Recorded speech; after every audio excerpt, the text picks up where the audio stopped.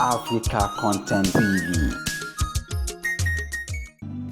Bọ́lọ́jọ́ mi hàn, balùwò ní dúpẹ́, àwọn tá a múlẹ̀, ọlọ́run ò ní jáde. Bọ́lọ́jọ́ mi kan o, bọ́lọ́jọ́ mi kan, balùwò ní dúpẹ́, àwọn tá a múlẹ̀, ọlọ́run ò ní jáde. Ojoojúmọ́ ló dá lọ́jọ́ òbí o, sáré bẹ́ẹ̀ sí àwọn kan. Yóò máa jọjọ́ bẹ́ẹ̀ sí ti yẹ o. Wọ́n lè jọjọ́ bẹ́ẹ̀ sí ti yẹ o. Yóò máa jọjọ́ bẹ́ẹ̀ sí ti yẹ o. Wọ́n máa jọjọ́ bẹ́ẹ̀ sí àwọn kan. Aláàbí ojú wọn. Oṣù lọ́wọ́ ní ìṣẹ́gun ìdámi. Ìdílé nítorí fọ́ọ̀tì bá ṣe ọjọ́ kẹrìnlélógún oṣù Nọ́vẹ́mbà yìí bọ́ra o ọdún 2023 yìí bọ́ra o agbẹ̀rìṣẹ́ mi lápá ẹ̀ka kankan.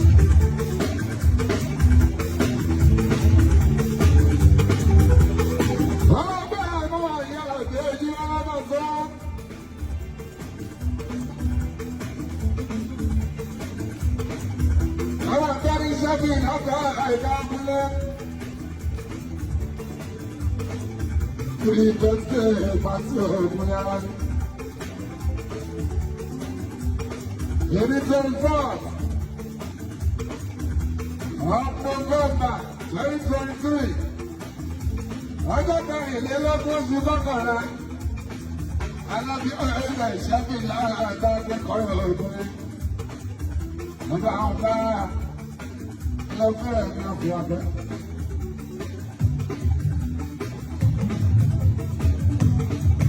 Lọ́dọ̀ àwọn bá ọjọ́ ìfẹ́ ní àbọ̀ abẹ́.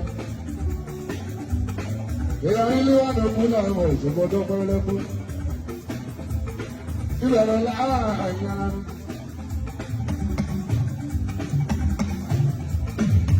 Pírẹ́sidẹ́ntì pàtì ọlọ́gbọ́tàrí.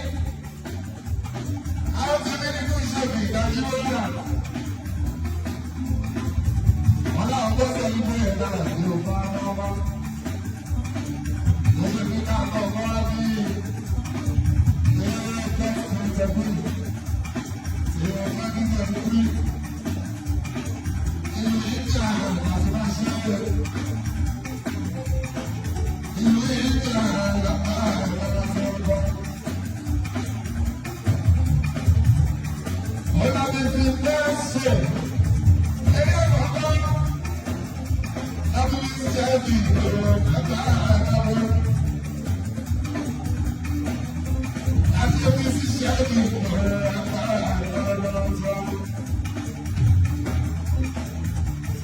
last Friday of the month.